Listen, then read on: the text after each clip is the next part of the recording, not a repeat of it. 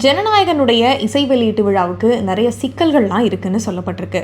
So இந்த இசை வெளியீட்டு விழாவை வந்து மலேசியாவில் 27ஆம் தேதி நடத்துகிறாங்க படக்குழுவினர். இந்த இசை வெளியீட்டு விழாவில் வந்து நிறைய ரெஸ்ட்ரிக்ஷன்ஸோடு தான் வந்து இது நடக்க போகுது, கட்டுப்பாடுகள் இருக்கும் அப்படின்னு சொல்லியிருக்காங்க.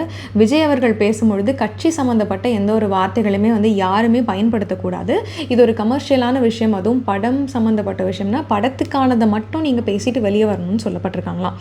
அது மட்டும் இல்லாமல் கட்சி கொடியோ இல்லை வந்து கட்சியினுடைய துண்டுகளோ யாருமே வந்து அணிஞ்சிட்டு வரக்கூடாது, அதை சார்ந்த எந்த விஷயங்களும் வந்து இந்த இசை வெளியீட்டு விழாவுக்கு உள்ளே வரவங்க கையில் எடுத்துகிட்டு வரக்கூடாது அப்படிங்கிறத ரொம்ப ஸ்ட்ரிக்டாக சொல்லியிருக்காங்களாம்.